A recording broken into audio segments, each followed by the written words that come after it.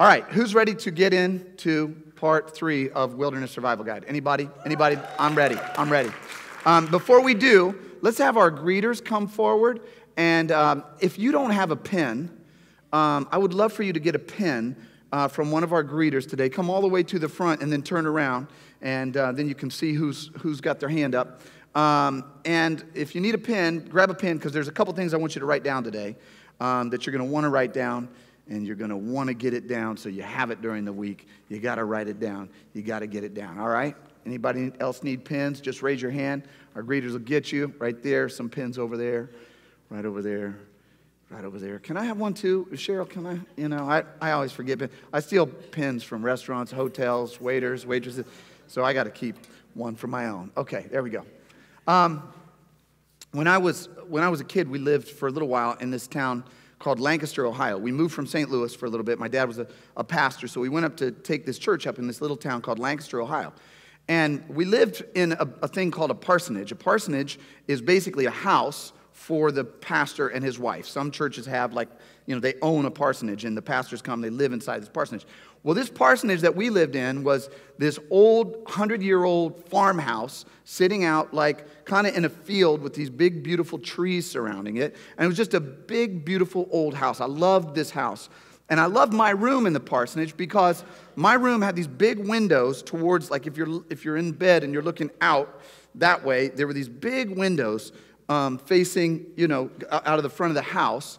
And so I could, when I was a little kid, I could just lie in bed and look out at the trees and look out at the fields. And it was a really beautiful, beautiful view. Now, one thing that I really thought was interesting about this house was the windows, because the windows in this house were about 100 years old. And if you've ever been in an old house with old windows, you know those windows are sometimes not, they've got these little discrepancies. There's little waves, there's little ripples in the window because the design, the way they made them back then, it's not as clean, it's not as pure. You look out a contemporary window and it's just, you know, pure, clean, you look straight through. But these old windows, they have like these little waves and ripples. There's a little bit of distortion going on in the window. So when you look through that window, things are just, you can tell what they are. You can tell it's trees, and you can tell that it's fields, and you can tell that it's clouds, but they're all just slightly distorted a little bit. You know what I'm talking about? Have you been in a house that's kind of old and got those crazy window panes? That's what our house had. And this wasn't generally a problem, because normally I could look out the window and I could just see, you know, I knew it was a tree, I knew it was a cloud, I knew it was a bird, whatever. But sometimes this distortion caused some distress for me. Because what would happen, the other thing that Lancaster, Ohio is known for is thunderstorms, lightning storms, windstorms. In fact, some people call it Tornado Alley right down through there because they have huge windstorms that come down through Lancaster, Ohio. In fact, our high school mascot was a gale, the Lancaster Gales. It was a tornado. That was our mascot. This is you know, the kind of town we lived in. We celebrated, you know, weather environments. So anyway, so the thing is that when you're a kid and you're in bed and one of these lightning storms and thunderstorms happens and you're seeing it through this sort of muddled, wavy, bumpy glass, and you've got an imagination, and you're a little bit fearful anyway because lightning is flashing and wind is howling, right? And thunder is rumbling. Well, now you're looking out at these beautiful trees and at these beautiful fields through the distortion of the glass and with the fear and the anxiety and the worry that comes along to a little kid when there's a thunderstorm out there. And suddenly those trees begin to get exaggerated. They start to wave around in ways that start to look like monsters and goblins, and they start getting pretty darn scary as they're scraping across the window pane, because even though none of that is real, you're looking at it in a distorted way. They get exaggerated, right? Things start getting exaggerated, scarier, more worrisome than when you're not afraid, right? This doesn't just happen for little kids in lightning storms. This happens for all of us. When all of us and any of us get in situations where there's a high level of stress or anxiety or worry or fear or uncertainty or difficulty, our thoughts can sometimes get distorted. Anybody with me on this? Have you had this moment where, like, you're thinking about something, but you're thinking about it a little bit under duress. And you're a little bit worried. And suddenly the thing that you're thinking about begins to get magnified. It begins to get like a little bit monstrous. It starts to get kind of freaky and scary, right? So you get, if you're a student, you've got a test coming up, right? And you start to get worried about the test. And then you start ruminating about the test. And you start thinking, oh my gosh, if I don't pass the test, then I'm not going to graduate. If I don't graduate, then I'm not going to get a job. If I don't get a job, I'm not going to get any money. If I don't get any money, I'm going to be out on the street. If I'm out on the street, and you got a math quiz coming up, and you got yourself out on the street in just a few minutes because the problem is it starts to grow, right? How many of you, like, in a relationship, you text somebody and they don't text you back immediately? And then you start to go, I wonder why they didn't text me back, right? All the single folks are like, I'm waiting for a text right now. And you start to go, oh, okay, well, maybe she doesn't like me, actually. Okay, well, maybe she likes somebody else. But, maybe she's already run off with some. Maybe she's in Las Vegas right now getting married to somebody else. And here I am waiting for my text, right? And then she texts back and goes, hey, sorry, my phone was dead. What's up? You're like, right?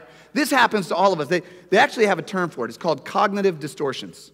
This is what the psychologists call it, cognitive distortions. Cognitive distortions is this phenomenon where you have a thought and you exaggerate the negative and you sort of filter out the positive. If you have an experience where, let's say you're going to give a speech or you've got to stand in front of a group of people and talk, okay? I don't know where I'm coming up with this idea. It's just this weird, crazy idea, right? And then afterwards, you sort of filter out all of the good things that happen, and you start to only ruminate and dwell on the negative things, right?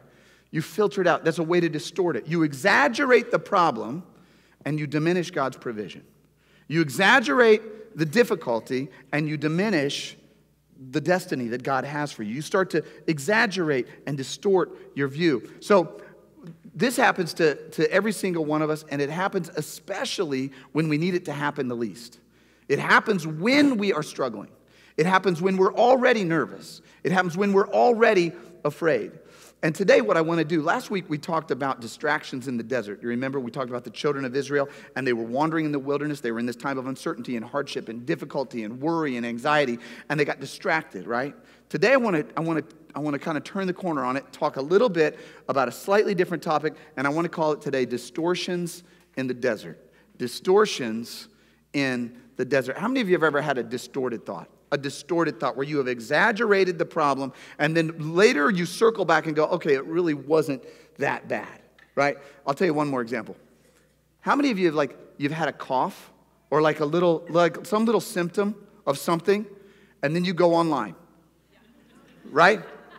Okay, and you start self-diagnosing. And before you know it, you've got this rare tropical disease. You got about 11 minutes before you're going to die, right? And then you find out, I got a flu bug. Okay, I'm okay, right? We do this. This is cognitive distortions in the desert. And what happens in the passage that we're going to explore today is that the children of Israel are like on the verge of walking into the promised land. They're like on the edge of coming out of their wilderness experience. They have been freed from bondage. They've been wandering in the wilderness. They're on the edge. They're about to step into the promised land.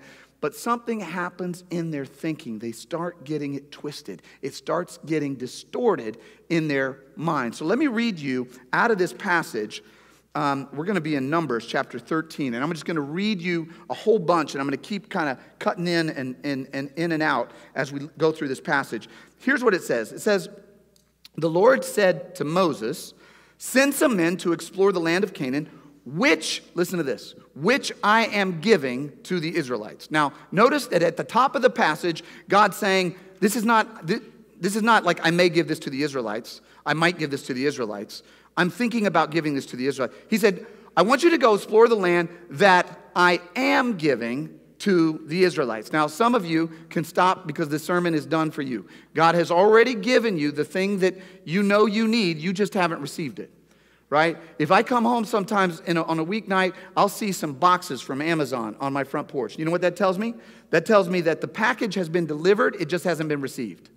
Come on, somebody. Sometimes God is saying, look, I've got something for you. I'm trying to deliver it, and I'm actually delivering it. I just need you to receive it. Right? So he's saying, look, I'm giving this to you. So at the Lord's command, Moses sent them out from the desert of Paran. All of them were leaders of the Israelites. So he's not just sending anybody out. He's sending the heads of the different tribes. They're going to go into this land to explore it. When Moses sent them to explore Canaan, he said, go up through the Negev and on into the hill country. And then here's what he tells them. These are his marching orders. Watch this. See what the land is like, and whether the people who live there are strong or weak, few or many. What kind of land do they live in? Is it good or bad? What kind of towns do they live in? Are they unwalled or are they fortified? How's the soil? Is it fertile or poor? Are there trees in it or not? Do your best to bring back some of the fruit of the land. Two things. One is, he's wanting them to do some due diligence. God is giving them the land, and he's saying, look, I need you to just scout it out and get some and assess it. We need to understand exactly what we're getting into. All right? So for those of us who are sometimes tempted to just plunge into things, and God is saying, look, I want you to do it, but I want you to assess it. Right? Faith is not foolishness. Okay? Faith is not foolishness.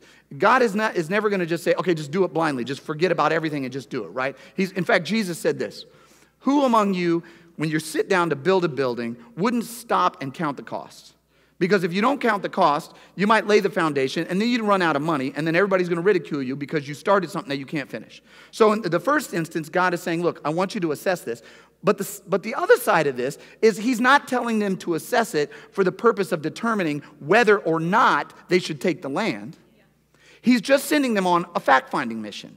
Because I'm giving you the land, I just need you to assess it. This is a reconnaissance mission. I need you to find out some facts so that when we attack the land, we know exactly what we're getting into. All right? So just note that he's asking them to gather facts for the advancement, not gather facts to determine whether they should advance. That's a very different thing. Sometimes God is saying to you, look, do the work so that I can lead you into it, not do the work so that you can decide whether or not I'm going to lead you into it. You see what I'm saying? So go in, do the land, check it out. They come back to Moses and Aaron and the whole Israelite community at Kadesh in the desert of Paran. So this is a desert that's right outside of Mount Sinai. You know that picture I showed last week? Just think of more of that, right? It's just arid, dry, desert land. It's sort of on the east of the Mediterranean. And they're in the desert. There they reported to them, now these are the people coming back. These are the leaders coming back. They reported to them and to the whole assembly and showed them the fruit of the land. Then they gave Moses this account. Now watch how they give this account, all right? A lot of things can be determined by how you give the account. Here's what they said. We went into the land to which you sent us, and it does flow with milk and honey. Here is its fruit, but, okay?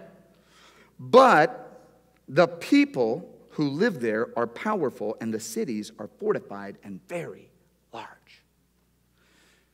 Notice, you can arrange a conversation. You can modify a conversation. You can lead people down two different paths by where you put the contraction, by where you put the but.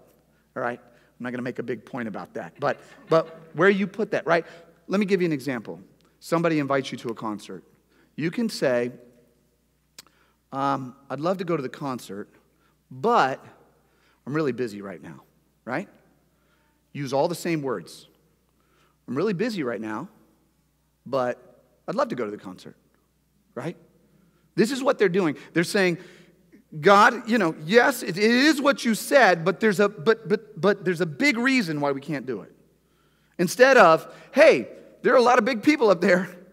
The cities are pretty well fortified, but it is a land flowing with milk and honey, just like you said, and you're going to lead us into it, right? So this is what they're doing. They're actually giving factual information, but they're setting it up in a way that distorts the reality. Sometimes we do this in our own minds. We say, well, look, I know that I'm supposed to do this. I know God wants me to do this. I know that I should do this. I know that I ought to do this. But, and then you raise up all the objections, all the problems, all the difficulties, all the challenges. Instead of going, hey, there's challenges, there's difficulties, there's problems, there's issues, but I'm going with God on this, right? So this is what they do. They manipulate the conversation. And everybody sort of gets on board with them. All the children of Israel start going, yeah. Oh, but, yeah, what?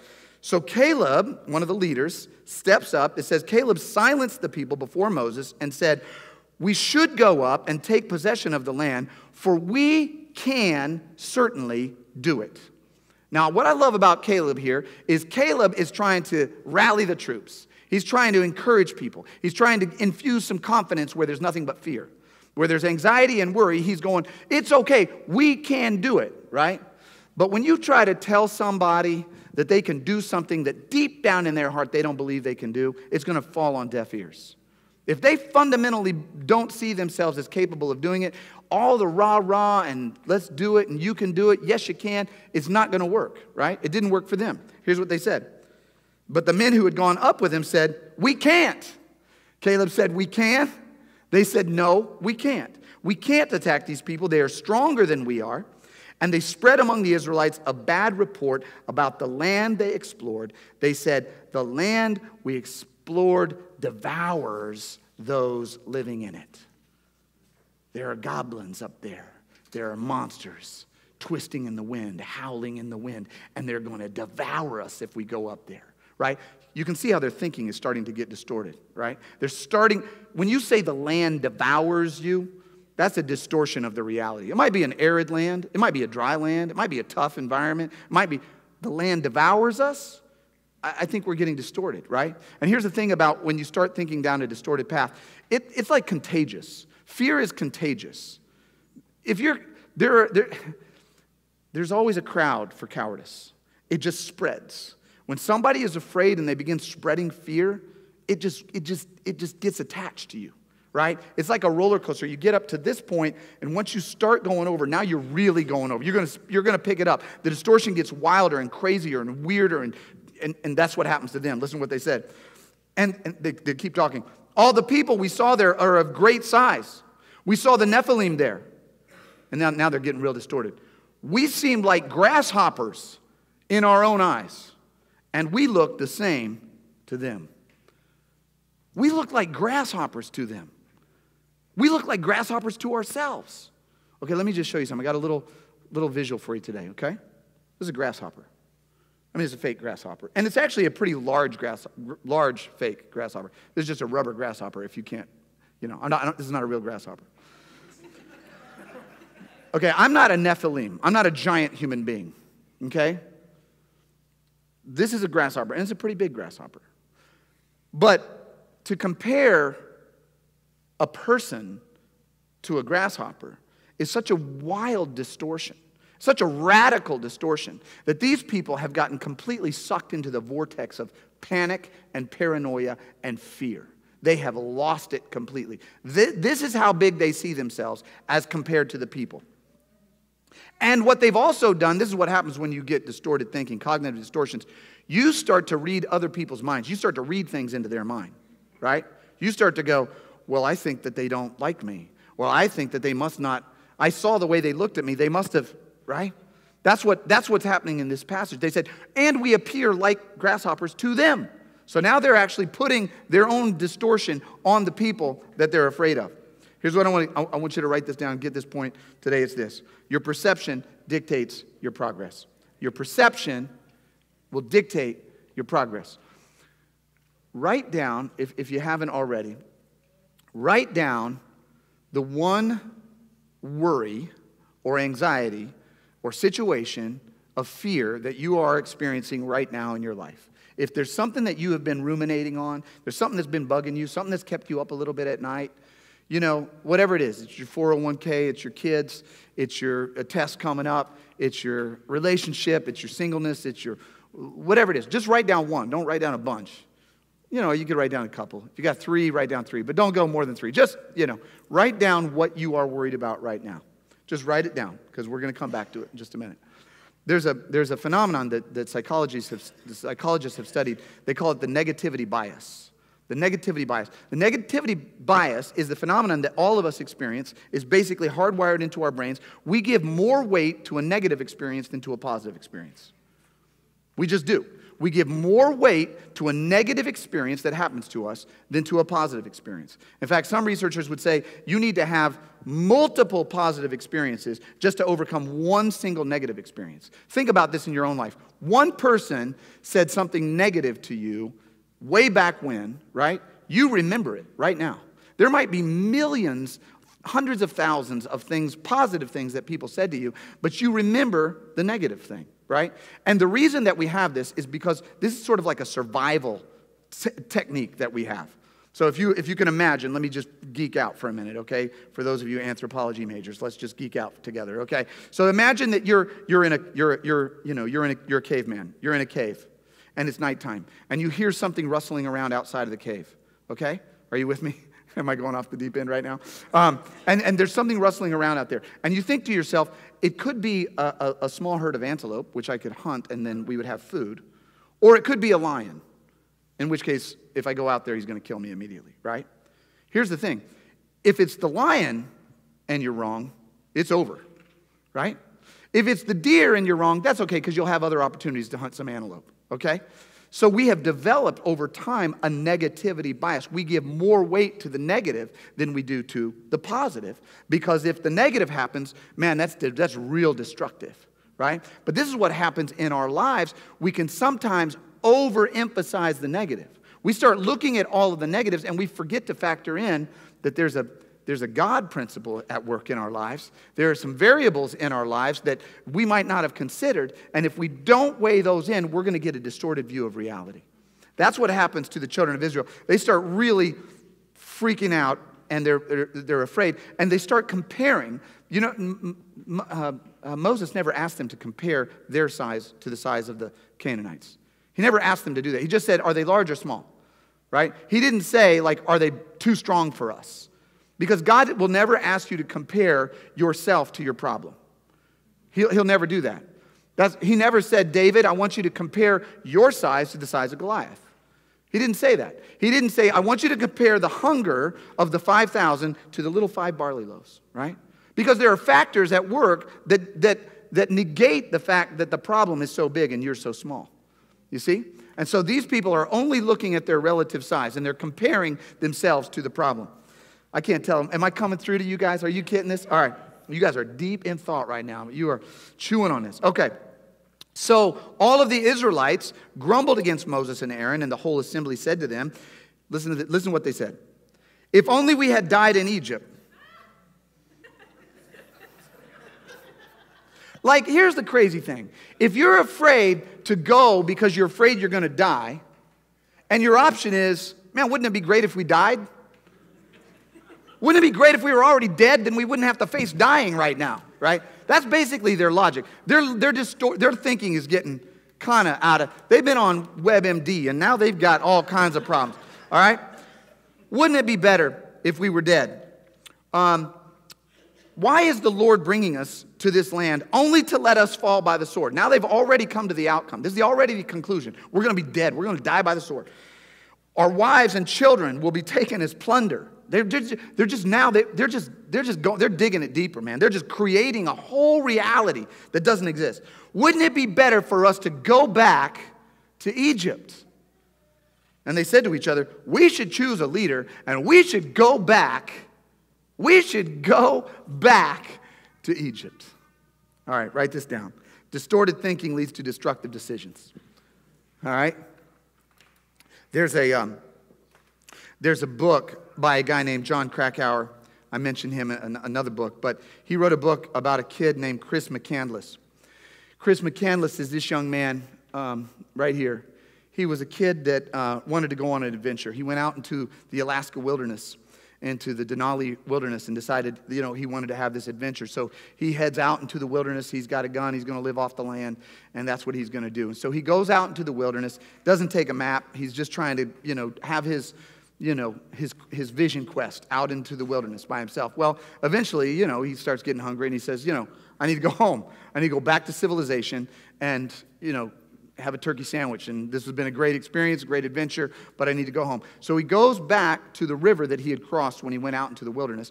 But the spring had thawed the water, and now the river is much wider than it was when he went into the wilderness, and now he's going to have trouble getting out of the wilderness because there's a river right there, and the river is rushing, right? Now, it turns out that Chris McCandless had some choices. He had some choices. Just east of where he was, there was a highway. He didn't know it was there, but it was there. It wasn't very far. Just east of the river. A little bit downstream from the river, there was a U.S.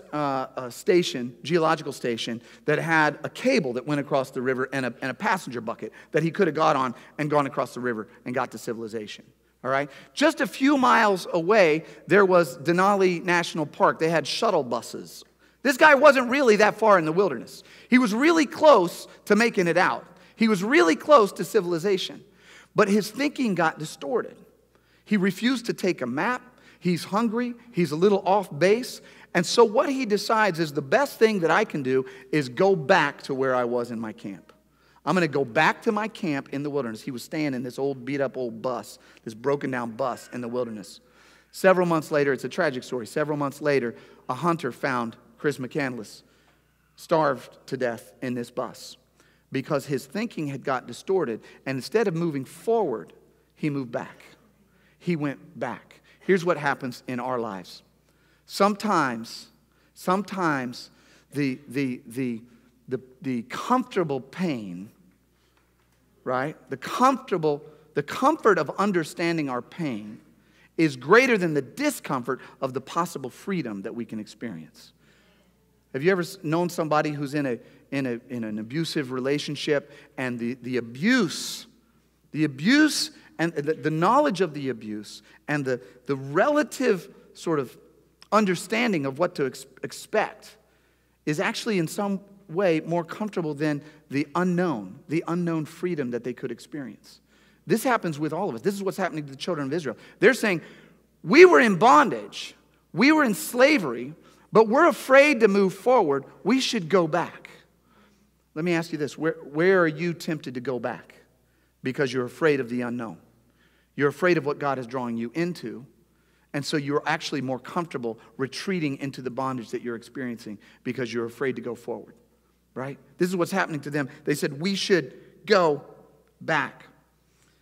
But then God sends a voice of reason into the midst. It says this, it says Joshua, earlier in this passage, had his name changed from Hoshea, which means salvation, to Joshua, which means God is salvation. All right? That's a subtle difference. Joshua, son of Nun, and Caleb, son of Jephunneh, who were among those who had explored the land, tore their clothes and said to the entire Israelite assembly, the land we passed through and explored is exceedingly good. Watch this.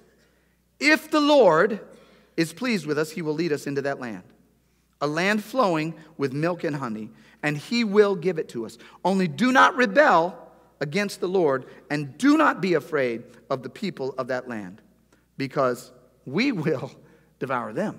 Joshua's going, I'm going to contradict your distortion with a grand, overblown, we're going to devour them. You're not going to get devoured.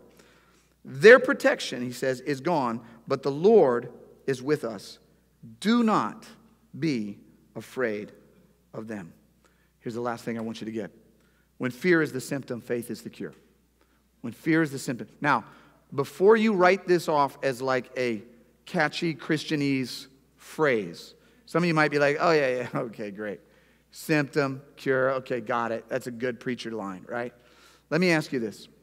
Have you introduced the variable of God into the worry that you wrote down? Have you introduced the variable of God? Because if you have an equation, and your equation includes fear and worry and anxiety, and you haven't included God as a variable, you're going to end up with a distorted sum, with a distorted product. You're going to come out with a distorted conclusion, right? God is saying, look, if you notice, nowhere in this passage did any of the leaders bring God into it. All they talked about was them, how big they were, how strong they were, how terrible they were, and then they talked about themselves, how little we are, how afraid we are, how grasshopper-like we are. Nobody mentioned God in the whole passage. Nobody. Even Caleb, who said, look, guys, we can do it. We can do it. We can do it. He didn't mention the Lord. He didn't say, no. God said we can do it, right? It's not until Joshua comes along and says, if the Lord says we can do it, we can do it. If God says we can make it, we can make it. If God says we're going to get through, we're going to get through. There was no mention of God. When I was a little kid and these thunderstorms and these lightning storms and these windstorms are raging outside, and I'm looking through this lens and it's distorted and it's terrifying and it's frightening and there's monsters and goblins. Sometimes the fear would get to such a level that I would hop out of my bed, run across the hallway, hop into my mom and dad's bed, and snuggle down into where it was nice and warm and safe. And you know what happened when I did that? Reality set in. It didn't make the storm go away, but my thinking got less distorted. The distortion got diminished. Suddenly I wasn't thinking, oh my gosh, there's goblins and monsters and scary animals out there. I was going, oh, there's a thunderstorm. And there's some rain and there's some lightning and there's some wind. And that's normal because this is Tornado Alley and we're the Lancaster Gales, okay? Right? So what happens is the distortion gets diminished when you get in the presence of your Father. When you get in the presence of somebody who loves you. When you get in the presence of somebody who cares for you. Here's what I want you to do. Last thing to write down. Next to the worry that you wrote down, next to the situation that you're anxious about, just write this phrase, plus God. Plus God. Plus God. Think about this. I'm worried about my finances. I've got debt. I've got, I'm trying to move forward with my life, right? Plus God doesn't mean the financial problem goes away. It just gets diminished, right? It just gets brought back down to size. The distortion just starts to contract, and you start to see things as they really are. You start to see reality as it really is. You bring God into your health situation. My health, my diagnosis plus God, okay, now I can work with that, right? My money plus God, my relationship plus God, my school plus God, my child plus God, my sibling plus God. Now the distortion gets diminished. Here's what I want to encourage us to do as a church family, as a community. We need to bring God into every single aspect of our life. Every single crevice of our life. I dare you, the next time you are lying awake, ruminating about some issue, some challenge, somebody treated you wrong, somebody didn't treat you, just say, wait, plus God. God, if the Lord, God's going to see you through the financial thing. If the Lord, He's going to see you through the health thing. If the Lord, He's going to see you through the relationship. If the Lord, be a Joshua. God is your salvation. Because the reality is this. When we bring God into the equation, the distortion diminishes and our destiny begins. The distortion contracts and our destiny begins to open up. And we begin to march into the land of promise. Let me pray for you. God, as we close out today, I just ask that something about your word in this passage, this really unique passage, this passage that's just loaded. I just pray, God, that it would open up our hearts to see you in our problems. That we would see your power and see your provision in the midst of our challenges, in the midst of our difficulties. That we would not see through the lens of a distorted window pane, but we would see you through the power that you have in our lives. We would see the problem through the lens of your power. That we would wrap ourselves in your love. Wrap ourselves in your strength and in your grace, your mercy and your love, God. So that we can move forward into the promises that you have for us as individuals, as families, as a church, as a nation, as a world, as we build your kingdom, God. Give us the power, Lord, to trust in you, to put our faith in you, to love you, to embrace you. In Jesus' name we pray. Amen.